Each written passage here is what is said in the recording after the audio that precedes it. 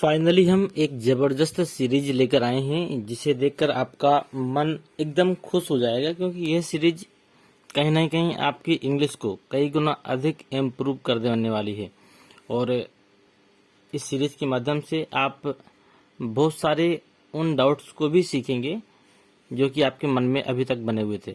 Series का नाम हमने रखा है रट लो, क्योंकि समझने की ही प्रक्रिया आज तक हमने आपको बताई है, लेकिन रट लो का हमने नाम क्यों लिया? क्योंकि कुछ ऐसे शब्द हैं जिनके साथ में कुछ विशेष प्रीपोजिशन क्या क्या है, हम लोग चलिए देखते हैं। जैसे एंग्री का मतलब आप सभी लोग जानते होंगे। एंग्री का मतलब क्या है?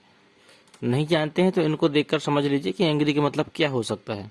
ठीक है, तो एंग्री का मतलब क्रोधित होना हो गया। ठीक है, इन सबको देखकर हम समझ जाएंगे कि एंग्री का मतलब क्रोधित ही होता है। किसी भी कीमत पर हम इसी कंडीशन पे एंग्री का प्रयोग करेंगे। लेकिन जब यह क्रोध किसी वस्तु के प्रति दिखाया जाए, तो उसके पहले हम लोग एट का प्रयोग करते हैं। ध्यान दीजिएगा, हमने आज तक यही पढ़ा है कि एंग्री के साथ एट का प्रयोग होता है। ये बात बिल्कुल सही है कि जब किसी, जैसे इसमें लिखा हुआ है he is angry at your way of questioning, वह आपके सवाल करने के तरीके से नाराज है। ये कहीं ना कहीं कोई वस्तु या कोई चीज है ऐसी जिससे यह व्यक्ति नाराज हो रहा है, तो ये चीज आपको इसमें बताई गई है। तो आपको समझ में आ गया कि जब भी कोई ऐसी चीज हो, जो तरीका हो, जो कोई वस्तु हो, इस तरह का कुछ दिखाई दे, तो आप उसके साथ में एट का प्रयोग कर सकते हैं। लेकिन एक नया भी सुनने को मिला है प्रीपोजिशन, जो एंग्री के साथ विथ का प्रयोग भी होता है। यदि आपको कहीं एंग्री के साथ विथ लगा मिल जाए तो उससे आप गलत ना करिएगा, लेकिन वहां पर आपको कारण ढूंढना है। क्या? यदि हम किसी व्यक्ति की बात करें, यदि हम क्रोध किसी व्यक्ति से जाहिर करें, तो वहां पर हम लोग विथ का प्रयोग कर सकते हैं। जैसे Sita is angry with Ram, Sita Ram से नाराज है, तो कहीं ना कहीं यहाँ पर एक व्यक्ति की नाराजगी दूसरे व्यक्ति के प्रति है, तो यहाँ पर हम विथ का प्रयोग कर देंगे। ध्यान दीजिएगा, वस्तु या तरीकों के कारण आपको एट का प्रयोग करना होगा, लेकिन जब आप किसी व्यक्ति के साथ कोई नाराजगी दर्शाते हैं तो यहाँ पर आपको विथ का प्रयोग करना होगा एंग्री के साथ में। लेकिन एक प्रयोग और भी है जहाँ पर एंग्री के साथ ये थोड़ा सा मिस्टेक हो गया है। एंग्री के साथ ये एक्शन के साथ में विथ नहीं आता है, एक्शन के साथ में फॉर आता है। तो ये बाई मिस्टेक ये आपका एरर जो हुआ है, तो इसको आप चेंज कर लीजिएगा। एंग्री के बाद में जो एक्शन लिखा है, इसके पहले हम लोग फॉर का प्रयोग करेंगे। यदि कहीं पर आप लोग क्रोध देखें, लेकिन क्रोध किस कारण से हो, किसी एक्शन के कारण हो, किसी प्रतिक्रिया के कारण हो, तो ऐसी कंडीशन में हम वहां पर फॉर का प्रयोग करते हैं। जैसे लिखा हुआ है ही वॉज एंग्री, वह क्रोधित है, for your laughing at her wife, वह तुम्हारे अपनी पत्नी के हंसने से क्रोधित है। ठीक है, ही वॉज एंग्री, वह क्रोधित है, for your laughing at her wife, वह अपनी पत्नी की हंसने से क्रोधित है। ये कहीं ना कहीं एक्शन दिखा रहा है, जो किसी दूसरे व्यक्ति के प्रति एक्शन प्रदर्शित कर रहा है, क्योंकि वो हंस रही है और उसी को देखकर ये व्यक्ति नाराज हो गया है। तो कोई भी ऐसा शब्द मिले जहां पर एक्शन आपको समझ में आए, तो ऐसी कंडीशन पे आप फॉर का प्रयोग करेंगे। चलिए देखते हैं अगला देखते हैं हम लोग अराइव को। अराइव को आप लोग जानते होंगे, अराइव का मतलब आगमन होता है। और जब आगमन होता है तो आगमन हमारा कई प्रकार से होता है। कई बार हम लोग दूसरे देश से अपने देश में भी आते हैं, कई बार हम लोग ट्रेन द्वारा भी यात्रा करते हैं। ठीक है, तो ये अलग अलग कंडीशन हो सकती हैं। लेकिन अराइव के साथ में हम लोग किस कंजक्शन का प्रयोग करते हैं? तो अराइव के साथ में आता है एट। देखिए, यदि प्लेस की बात करें तो अराइव के साथ में हमेशा एट का प्रयोग ही होता है। जैसे लिखा है the train is going to arrive at the station within 10 minute, मतलब ट्रेन 10 मिनट के अंदर स्टेशन पहुंचने वाली है। ये किसी न किसी प्लेस या लोकेशन की तरफ हमें इशारा कर रहा है। तो यहाँ पर हमने क्या कर दिया, अराइव के बाद में एट का प्रयोग कर दिया। लेकिन एक इसका अपवाद और भी है कि यदि अराइव का जो इस्तेमाल है वो किसी देश के लिए हो, यदि अराइव का इस्तेमाल किसी देश के लिए हो, तो उस कंडीशन में हम वहां पर इन का प्रयोग करेंगे। जैसे he is scheduled to arrive in India on next Monday, Monday का वाई हाइड है, यहाँ पर वी दिख रहा है, वी नहीं है, यहाँ पर वाई ही है। तो यहाँ पर आपको he is scheduled to arrive in India on next Monday. उसका अगले सोमवार को भारत आने का कार्यक्रम है। ये कहीं ना कहीं देश की बात हो रही है। तो यदि कंट्री की बात करें हम किसी और वहां पे अराइव शब्द यूज हुआ है तो वहां पर हम लोग इनका प्रयोग करेंगे। उम्मीद है चीजें समझ में आ रही होंगी। आस्क का मतलब आप सभी लोग जानते हैं। आस्क का मतलब होता है पूछना, कहना, ठीक है, कहना भी कह सकते हैं।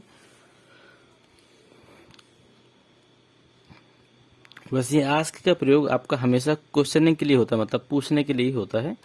तो एक इसका जो प्रयोग है आस्क फॉर थिंग, मतलब आस्क का प्रयोग आस्क के साथ में हम लोग फॉर का प्रयोग करते हैं यदि कहीं ना कहीं थिंग कोई वस्तु हो या फिर कोई गाइडलाइन हो या फिर कुछ मार्गदर्शन हो, इस तरह की चीजें आपको दिखाई दें। जैसे इसमें कहा इसने ask for his guidance. Ask for मतलब उससे मांगे क्या, हिज गाइडेंस, उसका मार्गदर्शन, मतलब उससे उसका हम लोग मार्गदर्शन मांगे। तो कहीं ना कहीं हम लोग कुछ चीजें लेना चाहते हैं उनसे, वो भले ही एडवाइस हो या फिर कोई हो सकता है वस्तुएं भी हो सकती हैं। तो ऐसी कंडीशन में हम वहां पर फॉर का प्रयोग करेंगे।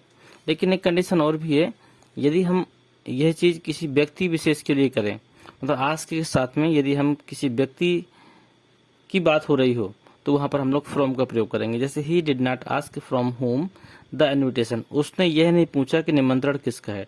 तो देखिए पूछने की बात हो रही है लेकिन उसने यह नहीं पूछा, कहीं ना कहीं दो व्यक्तियों के बीच की कोई ना कोई चर्चा हो रही है। ऐसी कंडीशन में हम आस्क के साथ में फ्रॉम का प्रयोग करेंगे। एक और है he asked me for some help, उसने मुझसे कुछ मदद मांगी। तो ही आस्क्ड मी, उसने मेरे से कहा फॉर सम हेल्प, कुछ मदद के लिए। तो यहाँ पे भी कुछ ना कुछ मतलब मदद आप पैसों के द्वारा भी कर सकते हैं, आप मदद शारीरिक रूप से भी कर सकते हैं, आप मदद करने के कई और भी तरीके हैं। तो आप किसी भी तरीके से करेंगे, मतलब कोई ना कोई यहाँ पे वस्तु का आदान प्रदान अपने को दिखाई दे रहा है। ऐसी कंडीशन में यहाँ पर हम लोग किसका प्रयोग करेंगे, फॉर का प्रयोग करेंगे, फ्रॉम का प्रयोग नहीं करेंगे। इसके साथ में एक और है एफिलेटेड। एफिलेटेड का मतलब आप समझते होंगे, इसका मतलब होता है संबद्ध, ठीक है। एफिलेटेड के बाद में हम लोग टू का प्रयोग करते हैं। अगर कहीं पर भी आपको एफिलेटेड शब्द मिल जाए तो उसके बाद में हम लोग टू का प्रयोग करेंगे। लेकिन ध्यान दीजिएगा कि टू का प्रयोग तब करेंगे जब हम लोग यूनिवर्सिटी या बोर्ड में इनको आपस में कोई संबंध प्रदर्शित करें। जैसे लिखा है our college is affiliated to the university of BU Jhansi, मतलब हमारा जो कॉलेज है, हमारा जो विद्यालय है वो झांसी बुंदेलखंड यूनिवर्सिटी, मतलब बुंदेलखंड यूनिवर्सिटी झांसी से संबद्ध है।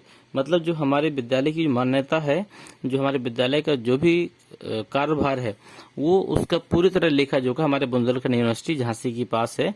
तो कहीं ना कहीं हमारे विद्यालय का अटैचमेंट जिसे हम लोग कहते हैं अपनी भाषा में, वह बुंदेलखंड विश्वविद्यालय में है। तो ये आपका कहीं ना कहीं एफिलेटेड टू का प्रयोग यहाँ पर दिखाया जाएगा। अब यदि एफिलेटेड के बाद में कभी विथ आ जाए या फिर आपको एफिलेटेड के बाद में कोई पार्टी दिखाई दे, जैसे बीजेपी हो गई, जैसे बजरंग दल हो गया, या फिर एनी अदर कोई भी पार्टी आपको दिखाई दे जाए, तो ऐसी कंडीशन में ध्यान दीजिएगा यदि यूनिवर्सिटी और बोर्ड की बात ना हो तो एफिलेटेड के बाद में आप कभी भी टू का प्रयोग नहीं करेंगे। जैसे लिखा है Bajrang Dal is affiliated with indirectly. अब यहाँ पे भी एक छोटा सा एरर है, Bajrang Dal is affiliated with के बाद में एक शब्द छूटा हुआ है बीजेपी, क्योंकि बजरंग दल को बहुत से लोग बीजेपी के दृष्टिकोण से भी देखते हैं।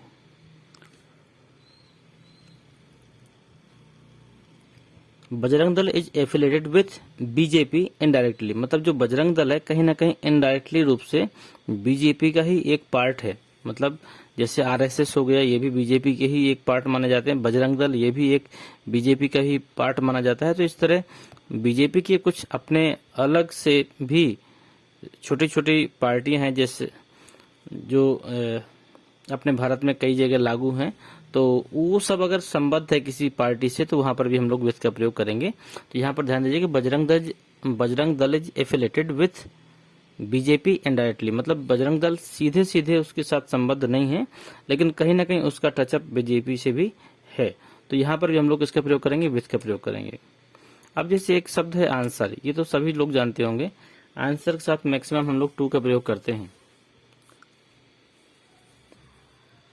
लेकिन टू का प्रयोग उस कंडीशन में होगा जब हम किसी भी बात को किसी अन्य व्यक्ति के साथ रख रहे हों। जैसे लिखा है you have to answer to me for your conduct. You have to answer to me for your conduct, मतलब तुम्हें अपने आचरण के लिए मुझे उत्तर देना होगा। तो कहीं ना कहीं मैं किसी व्यक्ति से बात कर रहा हूं, तो यहाँ पे पर्सन की बात हो रही है, तो यहाँ पर आंसर के साथ हम लोग टू लगाएंगे। लेकिन यदि किसी भी प्रकार का कोई एक्शन देखें आप, तो वहां आंसर के साथ में हम लोग टू नहीं लगाएंगे, फिर वहां पर हम लोग लगाएंगे फोर। जैसे लिखा हुआ he was asked to answer for the misbehaviour, इसका अर्थ होगा आपका उनसे दुर्व्यवहार के लिए जवाब मांगा गया। ही वाज आस्क्ड, उनसे कहा गया, टू आंसर माने उत्तर देने के लिए, फॉर द मिसबिहेवियर। तो मिसबिहेवियर यहाँ पर जो शब्द आ रहा है, जो दुर्व्यवहार है, वो कहीं ना कहीं एक्शन ही है जिसके लिए उनसे उत्तर मांगा गया। तो यहाँ पर हम लोग किसका प्रयोग करेंगे? फोर का प्रयोग करेंगे आंसर के बाद। अगला है आपका अवार्ड। अवार्ड के बारे में तो आप सभी लोग जानते होंगे, सभी पढ़ने वाले छात्र किसी न किसी को कभी ना कभी अवार्ड तो मिला ही होगा। तो अवार्ड के साथ हम लोग क्या लगाते हैं? तो अवार्ड के साथ हम लोग फोर लगाते हैं, लेकिन तब जब कोई एक्शन दिख रहा हो। तो यहाँ लिखा है he was awarded A gold medal, वह एक स्वर्ण मेडल से, मतलब गोल्ड मेडल से सम्मानित हुआ फॉर विनिंग 1000 मीटर रेस, मतलब 1000 मीटर की जो रेस हुई थी उसमें उसको गोल्ड मेडल से सम्मानित किया गया। ठीक है, तो जब एक्शन दिखे तो वहां पर फोर लगाइएगा। लेकिन जब पर्सन की बात हो, ठीक है, एक्शन दिख रहा है यहाँ पर, तो ही वाज अवार्डेड, उसको अवार्डेड किया गया, किसके लिए? 1000 मीटर रेस के लिए किया गया है। लेकिन यहाँ पर किसी न पर्सन की बात हो रही है कि a silver medal will be awarded, एक सिल्वर मेडल से सम्मानित की गई to the best sports girl, मतलब कहीं ना कहीं यहाँ पर लड़की को सम्मानित किया जा रहा है। ठीक है, तो यहाँ पर जब किसी पर्सन की बात हो, तो पर्सन की बात के पहले हम लोग किसका प्रयोग करेंगे? टू का प्रयोग करेंगे। लेकिन यदि किसी एक्टिविटी की बात हो, तो वहां पर हम लोग उसके पहले क्या करेंगे? फोर का प्रयोग करेंगे। तो मुझे उम्मीद है कि ये समझ में आ गया होगा। एग्री, एग्री से आप सभी लोग जानते हैं कि एग्री का मतलब होता है सहमत होना, और आप सभी मेरी बात से सहमत होंगे कि जो चीजें मैं आपको बता रहा हूँ ये कहीं ना कहीं एक अपवाद ही हो सकता है। मैंने कहीं पर आपको कोई प्रीपोजिशन पढ़ाया हो, इसके बाद में उसके अलावा आपको कुछ और लगा मिल गया हो, तो आपके मन में कई विचार चल रहे होंगे कि आपको तो ये बताया गया था, लेकिन इसके साथ ये दूसरा प्रीपोजिशन भी लगा हुआ है। तो ऐसी कंडीशन में मन में कई भ्रांतियां पैदा होती हैं। तो उन्हीं भ्रांतियों को दूर करने के लिए हमारी जो ये सीरीज है रट लो, ये स्टार्ट हुई है। इसके 26 पार्ट, चलो 26 पार्ट है। 26 पार्ट में ये पहला पार्ट है ये, और पहले पार्ट में अब जितनी चीजें हैं ये अब बता दी गई हैं। और इसमें है एग्री का जो हमारा सबसे बड़ा उपयोग है वो ओपिनियन, मतलब विचार के लिए होता है, जिसमें से वहां पे हम एग्री के साथ इनका प्रयोग करते हैं। और इसका एक सेंटेंस देख लेते हैं। गणेश एग्रीज विथ राम, गणेश राम के साथ सहमत है in opinion expressed by him, मतलब गणेश राम के द्वारा व्यक्त की गई बातों से या फिर राय से सहमत हुआ है। तो यहाँ पर कहीं ना कहीं ओपिनियन, विचार की बात हो रही है, तो यहाँ पर हम लोग एग्री का प्रयोग करेंगे।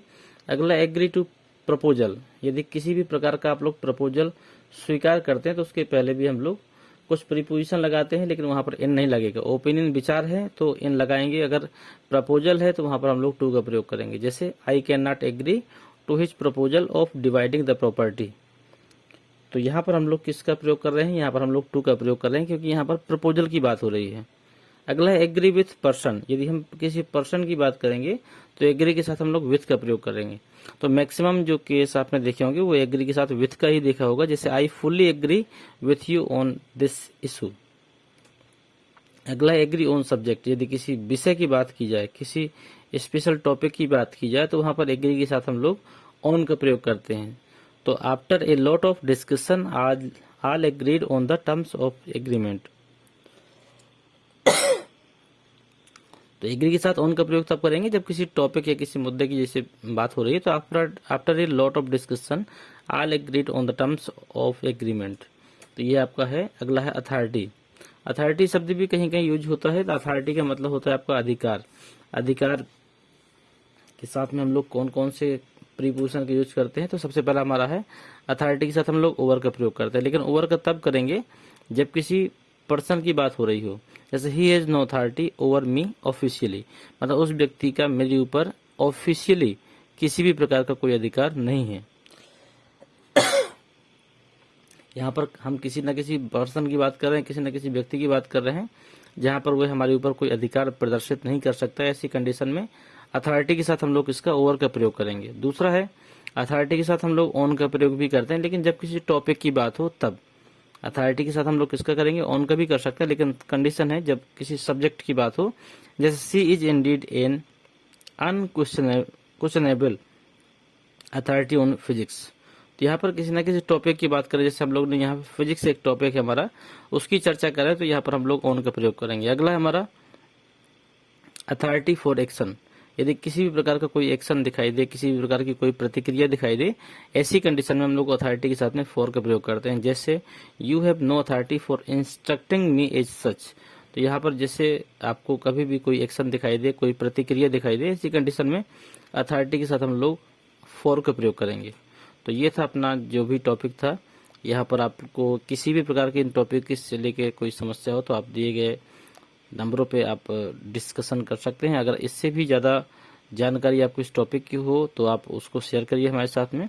अगर ये जानकारी आपके लिए पर्याप्त हो या फिर इससे आपने बहुत कुछ सीखा हो तो आप एक बार शेयर करके ज़रूर बताएं अपने को कि आपने क्या इसमें से बेहतर चीज़ें सीखी जो अभी तक आपके नॉलेज में नहीं थी। और अगर सब कुछ बेहतर है तो आप इस वीडियो को अधिक से अधिक लोगों तक शेयर करें। धन्यवाद।